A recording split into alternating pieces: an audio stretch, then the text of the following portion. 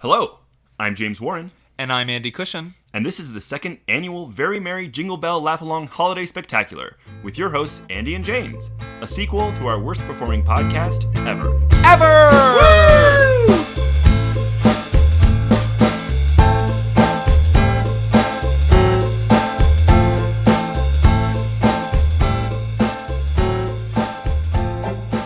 Well, Andy, it's that warm, fuzzy time of the year again, and, before we get started, I actually kind of wanted to surprise you with a little gift I got for you here on mic. Oh my god.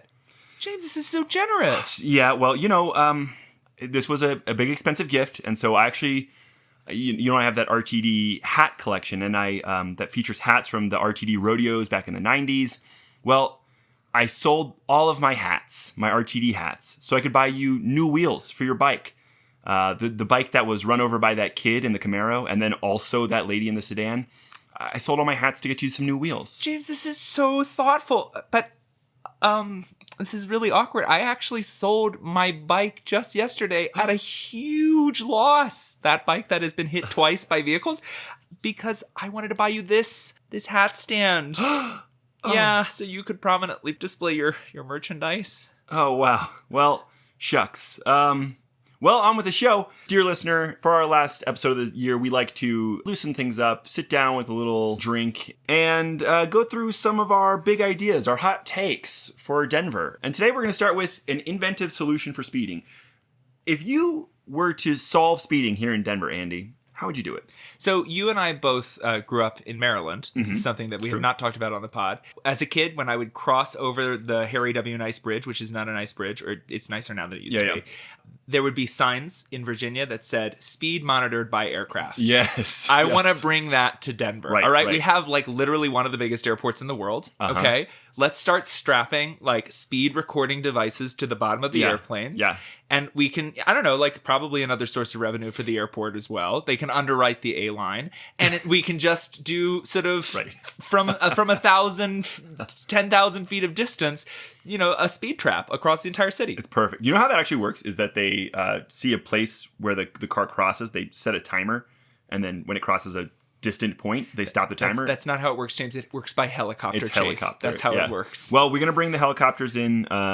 Sorry very much, Paul Lopez. We're going to have more helicopters circling the city. My solution is automated spike strips. So you are going but 1 mile over the speed limit. Spike strips shoot out of the neighborhood streets, slashing your tires. If you are going a single mile over the speed limit on a neighborhood street, your tires are no-go. That's going to be hundreds of dollars to you. You're never going to speed again. This is a great solution as well for the little gaps in the speed bumps that they put around the city now as well. Interesting. Right in those gaps, that's where the spike strip goes. Right. You know what I mean? It's you really do need to actually slow down. And I'm sure that the fire department would start figuring out that they actually can go over the speed bumps pretty quick if we did that. It's so true. All right. Well, okay. So now we've figured out how to stop people speeding around in our streets. We got to figure out how to house more people. How can we do this? Again, I have a really, really good solution here. So what we should actually do is we should just do a Fast Tracks 2.0. Never build it. Don't do any of that. But then get everybody involved to upzone across all of the corridors, right? So you just propose a bunch of new stuff that you don't actually end up building because the federal grants and, the tax money never comes through. But everybody's like, well, we have to build 10 stories on Downing Street now. And suddenly you get Downing Street, popping off. Yes, overpromise. It's all about the density. That's really smart, actually. Yeah. That might actually work. I know it will. It worked for the Beeline, man. Yeah, right. Mine actually is sort of a pseudo... Well, I think this is a real solution, all right? I'm getting real. We should build out over the street. There are a lot of cities where after the first or second story, the buildings jut out over the street. They provide shelter for the sidewalk. This is going to reduce our street maintenance or our sidewalk maintenance considerably. A lot less salt going on the ground. It wouldn't provide a ton of housing relief, but there would be more space in these buildings if we could have them go over our sidewalks. I think it would also just be a really nice thing as a pedestrian to be sheltered sometimes. Not everybody would do it. Plus, all the architects listening right now, they love cantilevering buildings. It's it's their biggest thing that they can brag about. Cantilever in a building. Oh my God. They're very cool. Anyway, that's my actual solution for this. I think we should do it. So Here's another serious one. And listeners, this is for you as well, because I want to share my ideas, or I want to share what I found. Andy, what is some new urbanist media that you have found this year and you want the world to know about it. I mean, I started following this year Greater Washington, which is like a long time blog, a long time kind of... It's almost more of like a news service in so many ways. They do some like independent writing, but also just a lot of aggregation stuff in Washington, D.C., which is like a funny place because, you know, the borders of Washington, D.C. are so like kind of random and strange. Sure. So then you get like a lot of stuff covered about like, well, what's going on in Arlington? What's going on in like, you know, just over the border in Maryland? They report on all of that. I think they do a great job. I think it's actually like a really compelling style of sort of the delivery of that kind of content. So I like them. That's amazing. Yeah, I like that a lot. This year I found the Look Both Ways podcast. It is hosted by Wes Marshall and David Zipper. For those of you who don't know, Wes Marshall is the guy who wrote Killed by a City Traffic Engineer, and he teaches at CU Denver. I actually found this because when I went to interview Wes Marshall for the Denver Urbanism podcast, if you haven't listened to that yet, go listen. We will wait. Welcome back. And now that you've listened to that podcast already, you should know Wes Marshall is a really smart guy. He has a lot to say, a lot of good ideas. And so he does this with David Zipper, who's just another kind of urbanist big name. They do a podcast together every week. What's really fun about this, other than just, you know, additional urbanist content, is that Wes often talks about stuff from like a Denver perspective. And so that's just all the more gratifying for me because he's talking about the Cherry Creek Trail. He's talking about e-bike rebates. Yeah, he's talking about the stuff that's happening here. So I got to recommend go listen to the Look Both Ways podcast. And if you're looking for another podcast that's hosted by two white dudes, that's a great one. I know there's so few of those out there. So that's a really good connection. We really need to watch out for our fellow two white dude podcasts in trying times like these. There's only a handful. And listener, if you have a great urbanist media that you found this year that you want the world to know about, please drop it in the comment for this, whether you're listening on Spotify or Apple or YouTube. Drop a little comment because I'd love to hear about that. All right, now we're getting real serious. You keep saying that and then keep taking huge swigs of your mimosa. Yeah. Ooh, that sounds nice. So this is the classic game that every immature child, of a certain high school age plays, which is Fuck, Marry, Kill. I asked you what streets in Denver we would fuck, marry, and kill. But you did not take that seriously, and you chose something different. Well, dear listener, hear me out. I thought it said neighborhoods, and you know how the word streets and neighborhood looks so similar to one another. Really similar. They share like maybe 2 letters. Why don't you start us off with streets, and I'll finish us out with neighborhoods. Okay, great. So for me, I thought this was like honestly really easy. It came to me very quickly. I would fuck Spear Boulevard. All right. Whoa. Some very important Bad moments in my choice. life have happened with Spear Boulevard. I have been there for years. Spear has been there for me. Spear also like kind of sucks sometimes and is kind of beautiful other times. Like there are magic moments in Spear Boulevard and also moments of huge disappointment and danger in Spear Boulevard. So it seems like a fun one night. That's a crazy choice. Couldn't disagree more. All right. How about Mary? I would marry 16th Street. Okay. Yep. Obviously. No. You say obviously. 16th Street, it should be said, all right, is a little older, right? In some ways than I am. I'm not an old gentleman. But it's gone through a big redo, it's given itself a hard look at itself. And, right. It's come out with new supporters, New career. It moved Absolutely. to new, yeah, I understand this. I think 16th Street has a future. And Yeah. I am a person who cares about the partnership I make. Yeah, you had a pass with them, but it wasn't working. Yeah. They redid themselves. Now they're ready. The street that I want to kill, I'm tied between 2. The first one you're not going to like. 13th Street. Oh, what? Okay. So 13th Street does exist. It's on the grid. Yeah, It goes nowhere and does nothing. I just think it's pointless. I think 13th Street should be like some fun, weird little quirky thing. And it's not. It's actually just a bunch of weird streets that run like behind the convention center and like the DCPA and Sure. by a couple like vacant lots up north of Colfax. Oh, It's yeah. just random. It used to be a real street. There used to be more 13th Street. But then like Spear and flooding and sort of all of the different things we've done over the years have kind of erased most of 13th Street. If you don't like that one, that's fine. I got another one for you. Ellsworth Avenue. Fuck Ellsworth. Okay. Why is it 0? Why is it the 0 on the grid? It's so pointless. Ellsworth? Who's Ellsworth? He's not like a person that we're all talking about all the time. Well, maybe, I run in circles that talk this is a a lot moment about of Ellsworth. minimum leverage and maximum impact. 0 starts at Ellsworth. Can we just rename it? Yeah, well, I would probably accept that. Quig Street. Named after Quig Newton. Is that your like pick for best Former mayor of all mayor. time? Yeah. All right. Quig Newton. All right. Quig Street. That was my FMK All right. for the Denver streets. Well, I will start off with my neighborhoods. I would fuck Lohi. Wow. Yeah. Yeah. So I see think, that for you. I think the obvious answer is Rhino, but Rhino's a little young, right? Like it's like it's hot, but it's a little young, and you're like, at this age, come on, you can't be doing that with Rhino. Lowhigh, when I first moved here, Lowhigh was like where all the hot people were moving. Now it's where the hot people post kids are moving. Right, exactly. So it's a little straight, it's a little normie, but still, I'd go for it. Marry La Alma Lincoln Park. Wow. Mm-hmm. You got to marry an artist, right? If you're going to get married, you got to marry an artist. And it's a little bit older as well. It's just a very mature neighborhood, still open to change, but I think it's a great neighborhood to settle down with. And especially before some big moments in his life. You would be there for that. Yes, exactly. There's going to be some big changes, and I'm along for those changes. Kill, obviously, Bear Valley. Kill Bear Valley. Second jingling spectacular where you have talked smack about Bear Valley. Either de-annex Bear Valley or kill Bear Valley. I don't want it. And listener, if you're listening from Bear Valley right now, leave us a comment about how this makes you feel. Future Lakewood residents. Tell us how you feel about living in Bear Valley. All right, now let's move on to the most improved neighborhood of 2025.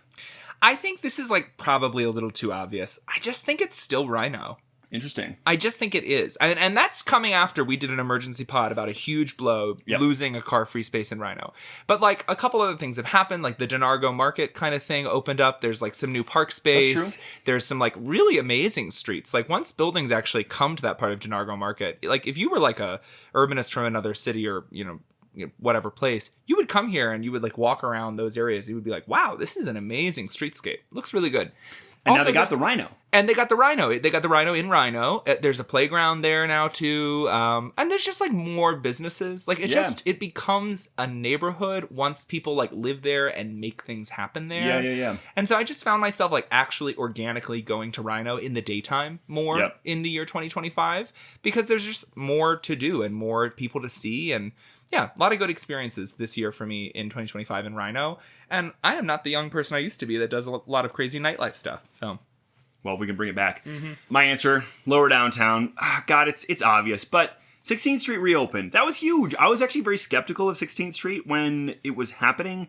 I'm like enough of like a optimist that I was like trying to not speak on it too much, but I was like, they're redoing some pavers, like, is it going to be worth it all? Like, as it turns out, it was. I'm there often, and there are so many people. Every single time I'm there, there's just like a lot of people. Apparently, foot traffic's at 93% of what it was in 2019, which is not 100% or beyond, but it's still really good.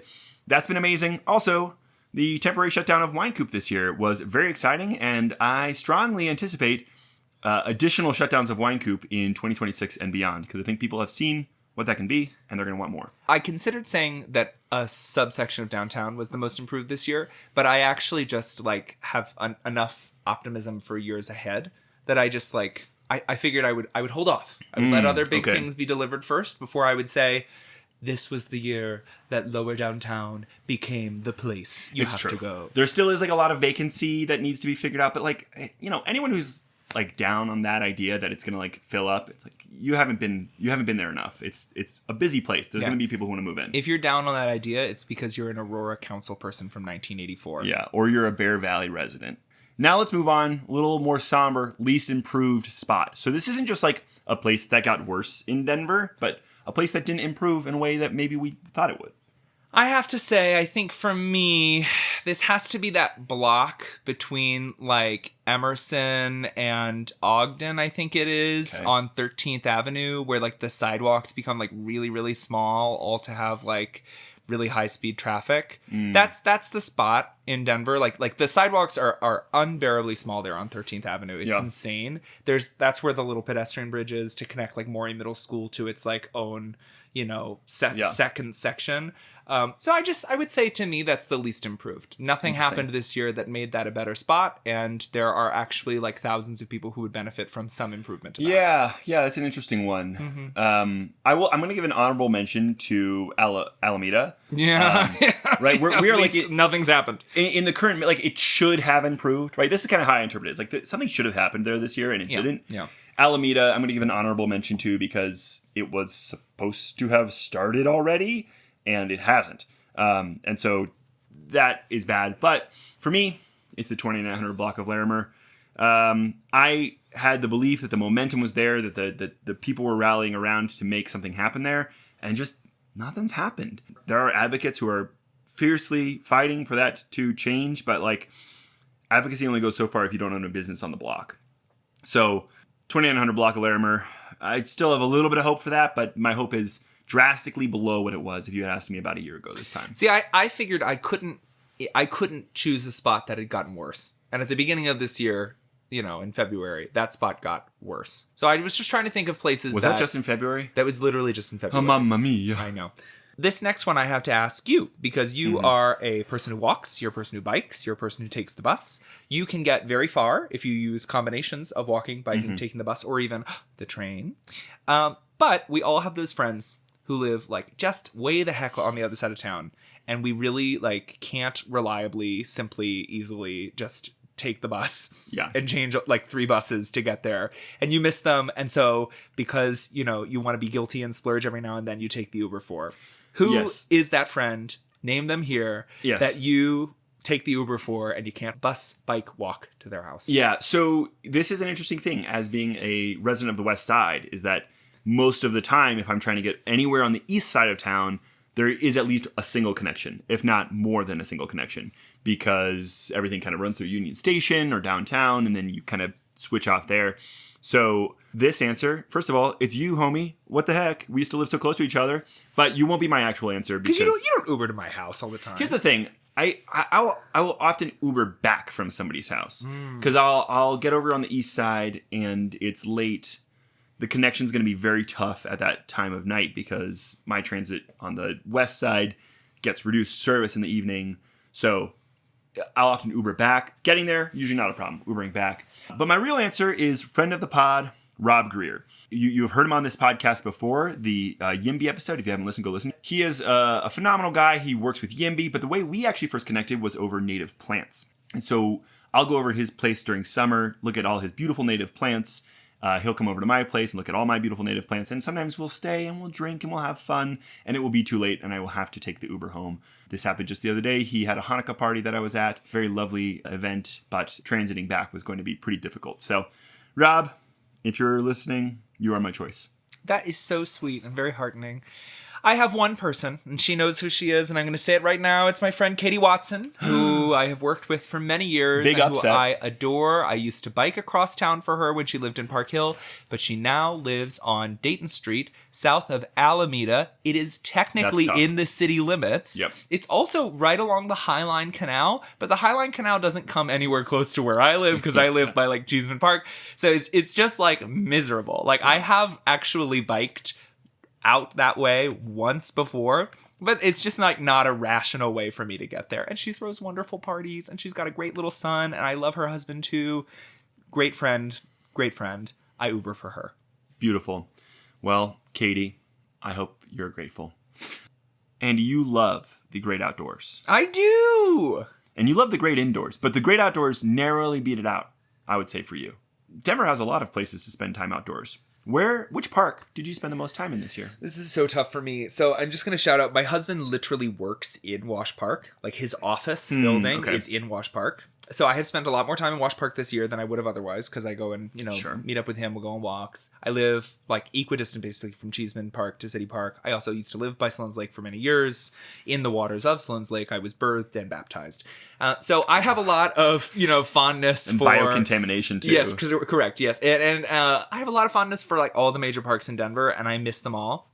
This was the year that City Park became the one for me. City Park Jazz was amazing. I just started like really enjoying running through City Park, which I had not enjoyed before because it's very different. It's like it's not the kind of like gravelly paths the same way that you get in other parts of Denver. It's a little more formal and all the statues and stuff. But I just found it like very sweet. There's something about like the passing of time and like my fleeting youth that involves running past East High School and going north. And this is the year that my dog, instead of taking a right walking out of my house to go to Cheeseman Park, takes a left to think that we're going to City Park.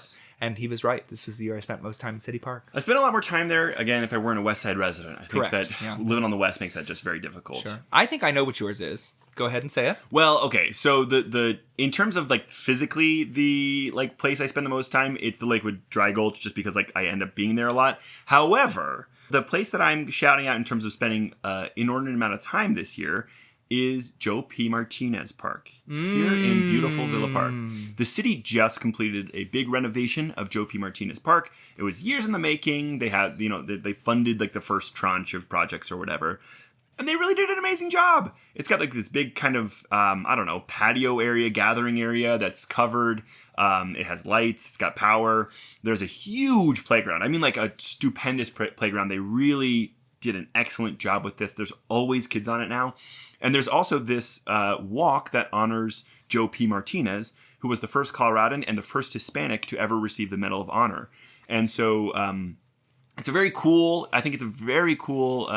project that the city did and completed.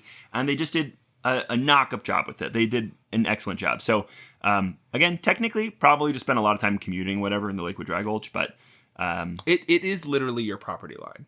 Yeah. So it's like if you ever set a foot off your property, right? If I walk outside, yeah. But other than that, that's cheating, right? It's like if your husband worked at Wash Park. You can't really count that. Well, I spent a lot of time there this year, but okay. Other than parks, you try any new places this year? Yeah, and I got one, and it's my one, and everybody's tired of me saying it, but I'm going to say it. It's Schoolyard. That's really good. It's fun.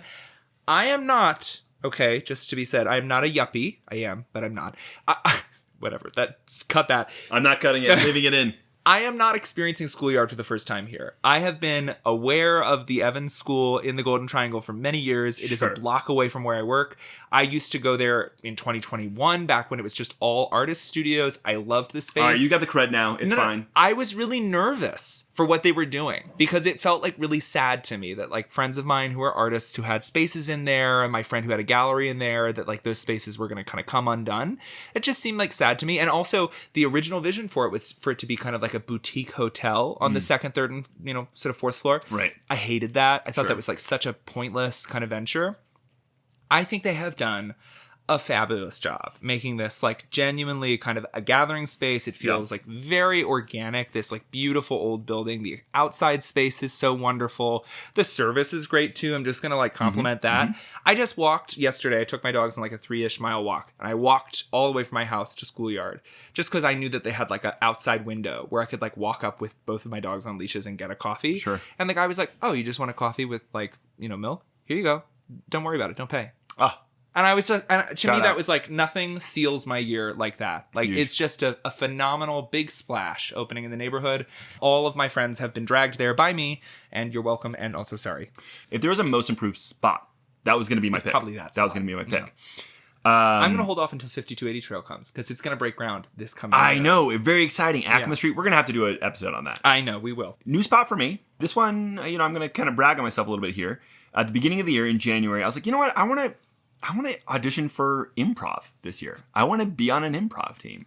And I just Googled improv auditions and found a place in February and auditioned. And I got on an improv team at a place called Rise Comedy. And Rise Comedy is in Ballpark. It's a really sweet spot. You should come see me perform. I'm on a team called Worms Underground. We perform like once a month. And it's just a really fun mini culture, right? Like there's so many subcultures within Denver that we'll never know about. And I just kind of like rely on Denverite to tell me that they exist. But it's just very fun to be in this like group of like pseudo theater kids who are like into this very specific niche of comedy.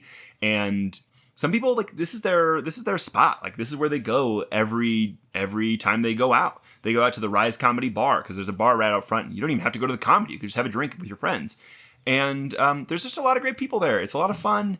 Improv comedians are the best conversationalists because all they do is react well. Like that's their whole job. And so like they're great to talk to. It's just a fun spot. So if you've never been to Rise Comedy, I encourage you to come check it out. It doesn't have to be your local haunt, but could be a fun place to check out. And it's been my favorite place of the year. 2 Sundays ago, me and my husband went and saw you perform, and you did a good job. You made a joke that like exchanged, I think, like digits, for a different digit. I thought that was funny. I laughed. Oh yeah, sure, okay, yeah. But the whole experience was very good, and we were like crying laughing by the end. Yeah. So I was like really crying hard laughing. It was great. I haven't laughed that hard in like quite some time. It's a lot of fun. It's just a good time. You get a little tipsy. Or not. I didn't even have anything to drink because I was pretty hungover from the previous drink. Woo. Taking another sip of that mimosa. All right. Well, 2026. What do you think is going to happen next year?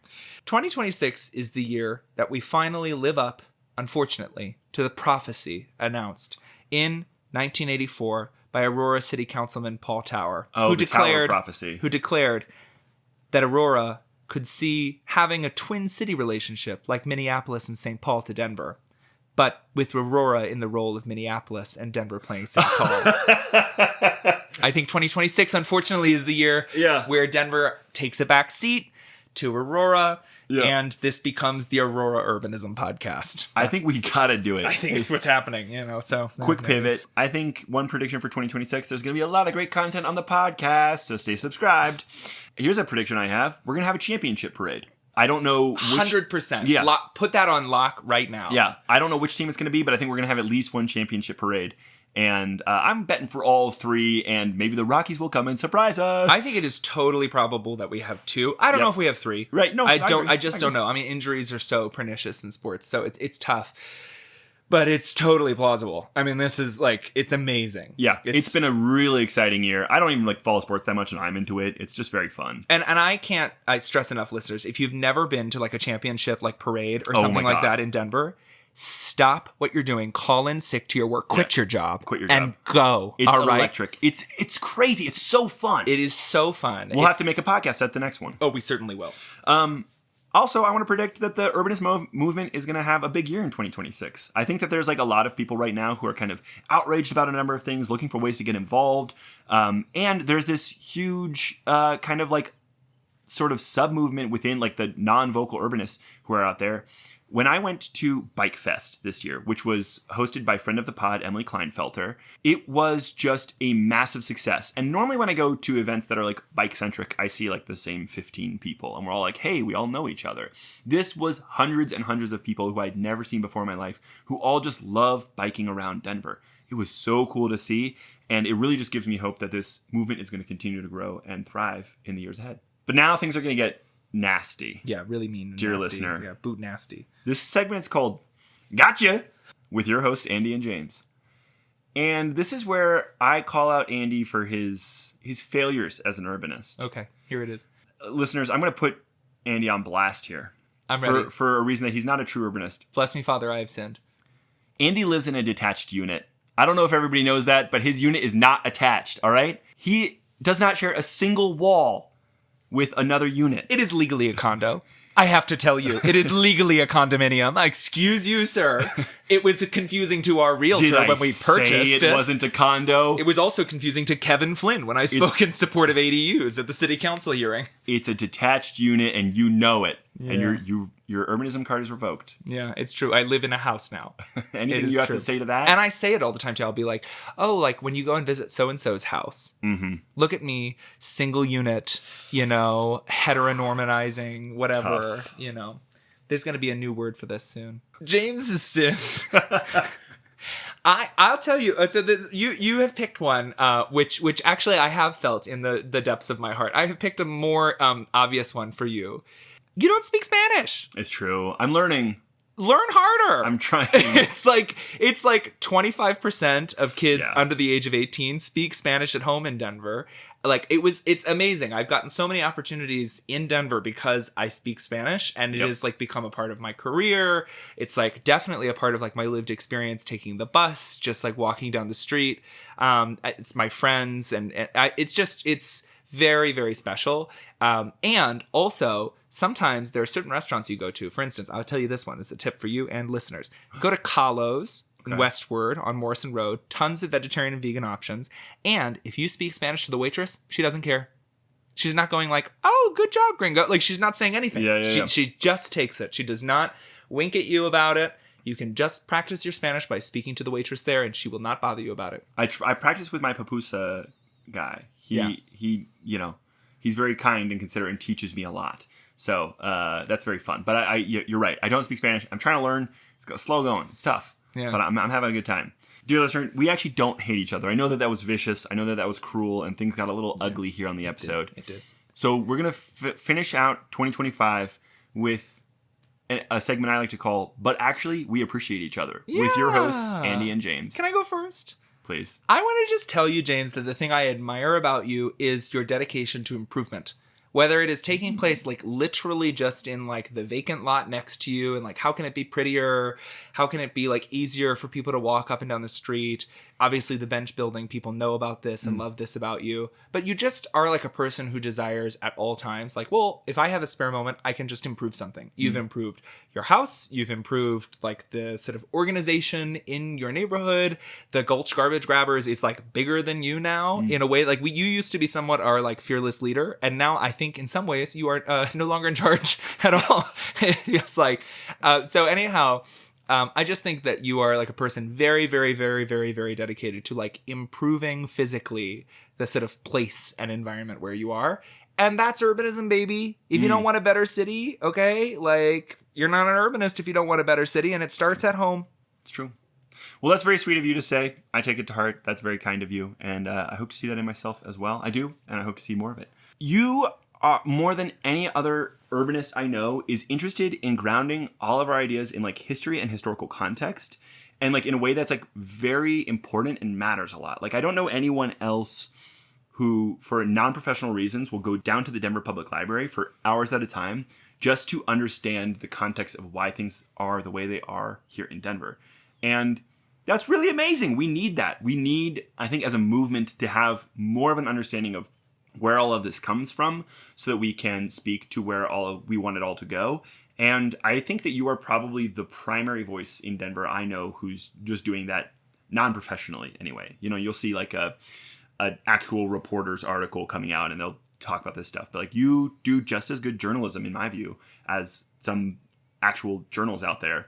And we're a lot better for it. And you do it because you really care about this city. So that's really sweet of you. I appreciate that. I mean, I think like if we don't ground ourselves in the facts that like people 50 years ago also wanted a better city and made certain choices to try and improve it in certain ways, maybe those choices worked out or didn't, then it's just a bunch of whataboutism. Right. You know, we're just, oh, well, Phoenix does this. What about we do that here? It's like, you know, we like have actual history of when we tried something and failed, when something worked well, and then we forgot about it, you know, and just like threw it away because we were more interested in the shiny new thing somewhere else. So I think history is like very special. Anyway, I could go on, but I won't.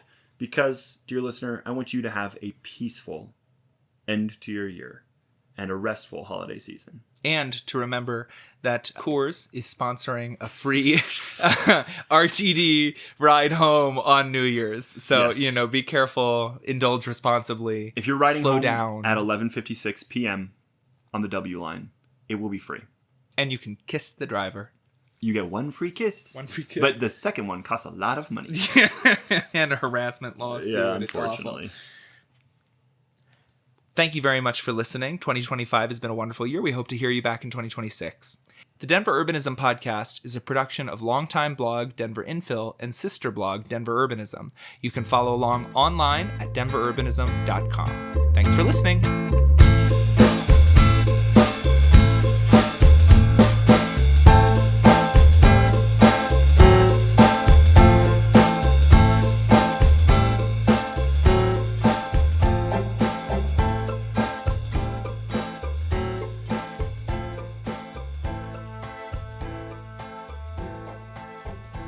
Listeners, if you can hear me, it's because my clip has survived James's editing. It means he's not a very thoughtful editor. It means he forgets things, doesn't listen, doesn't pay attention. But if you're not hearing it, it's because he's thoughtful. Worry not, dear listener. Okay.